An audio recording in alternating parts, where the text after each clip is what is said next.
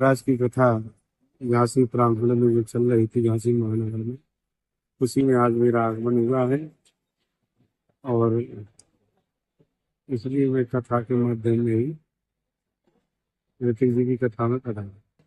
तो जी क्या आशीर्वाद देना चाहेंगे सभी लोग यहाँ पर आपसे मुलाकात करें अब और सब। आशीर्वाद तो संतों का होता ही है जनता जनार्दन के ऊपर। सबसे बड़ा मुख्य उद्देश्य तो यही है कि हमारा भारतीय सनातन धर्म में संगठन रहे और भारतीय सनातन धर्म का विरोध ना हो, क्योंकि सनातन धर्म ही एक ऐसा धर्म है, सब सारे धर्मों के अगर मूल जड़ है तो भारतीय सनातन धर्म है, ये पुरातन है। और यही चाहेंगे सभी लोग भारतीय सनातनी एकजुट होकर जो है भारतीय सनातन धर्म का सहयोग। चल रही है, क्या कहना चाहेंगे उसको लेकर और भक्तों तक खास तौर से क्या संदेश है? सबसे पहला विषय तो जयराम राजा सरकार की जय श्री सिद्धपीठ सकल द्वारी बालाजी और जहाँ विराजे हैं सत्यनारायण भगवान की जय। जो आपने कहा कथा, तो देखो कथा तो भैया उनकी होती है जो आते हैं और निकल जाते हैं। हनुमान जी तो साक्षात इस कलयुग में राजा के रूप में विराजमान है। हनुमान जी के तो पावन चरित्रों का वर्णन हम कर रहे हैं, लोग सुन रहे हैं। जिनको पता है तो वो भी सुन रहे हैं और जिनको नहीं पता उनको पता लग जाए, इसी कारण से लगे हैं सुनाने के लिए। हनुमान जी के कार्यों को बता रहे हैं। राम जी पर जब जब संकट आए, जब जब हनुमान जी कैसे उनके संकट के संकट मोचन बन गए। महाराज जी, अभी जो पर्चा के माध्यम से जो आप लोगों का आशीर्वाद आपका बना रहता है, उसकी भी चर्चा है। कब ऐसा लोगों के लिए आशीर्वाद आपका बनेगा? आज ही सुबह हुआ था। आज जी, आज सुबह करीबन 3-3.5 घंटे तक पर्चे बने। पर्चा जी, क्या कहना चाहेंगे और सभी भक्तों तक संदेश क्या है?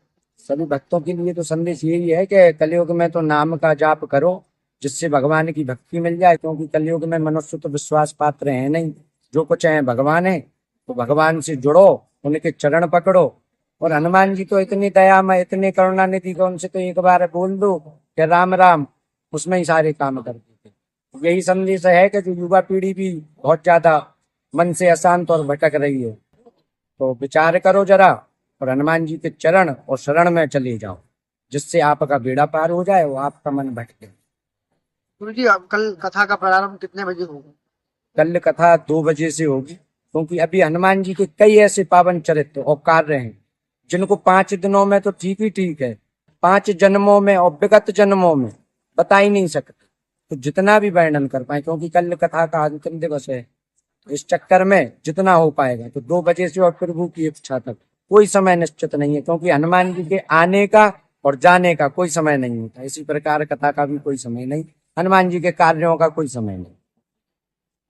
कथा लगातार निरंतर चल रही है, भक्तों तक क्या संदेश है और खासतौर महाराज के द्वारा आपके सेवा के रूप में आप कार्य करते हैं? श्री हनुमान जी महाराज की प्रेरणा से हनुमंत कथा बहुत भव्य एवं दिव्य चल रही है। भक्तों का प्रेम ऐसा अपार है कि कथा में दिन प्रतिदिन संख्या की वृद्धि हो रही है और बहुत ही आनंदपूर्वक कथा चल रही है। महाराज जी का युवाओं को केवल एक ही संदेश है कि सनातन धर्म हमारा जितना मजबूत हो, तो जहाँ पर भी इस प्रकार का पंडाल या कथा आयोजन हो तो वहाँ अधिक से अधिक संख्या में लोग बाग पहुँच सकें और भगवान का आनंद लें। महाराज जी का जो आशीर्वाद पर्चों के द्वारा रहा, वो लोगों तक कैसे पहुंचा और आज क्या कहना चाहिए, किस तरह आगे भी महाराज जी द्वारा ये कार्य चलेंगे? महाराज जी द्वारा ऐसे ही कार्यक्रम आयोजन होते रहेंगे, कथा का श्रवण होता रहेगा महाराज जी द्वारा। और जो भी भक्त जहाँ पर भी चाहें महाराज जी द्वारा कथा का श्रवण करा सकते हैं। महाराज जी का चैनल है सकल द्वारी बालाजी धाम, उसके माध्यम से प्रतिदिन लाइव चलता है, जिससे आप लोग उसको श्रवण कर सकते हैं। लगातार इतना अपार लोगों का आशीर्वाद और इतना हर भंडार भरा हुआ, उसको लेकर क्या कहना चाहेंगे? ये तो सही बताऊं तो सकल द्वारी धाम की और हनुमान बप्पा की कृपा है, जो जहाँ से कोने कोने से लोग यहाँ पे आ रहे हैं। महाराज जी ने बताया 300 से 250 पर्चे आज लगे।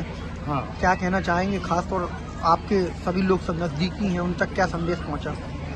संदेश तो देखिए, हमारा संदेश तो ये स्पष्ट है कि भाई जो युवा है वर्ग है वो सनातन धर्म से जुड़े, पूजा पाठ करे, हनुमान जी में आस्था रखे, उनके चरित्र का अनुसरण करे, ताकि समाज जो है एक सही दिशा में आगे बढ़े।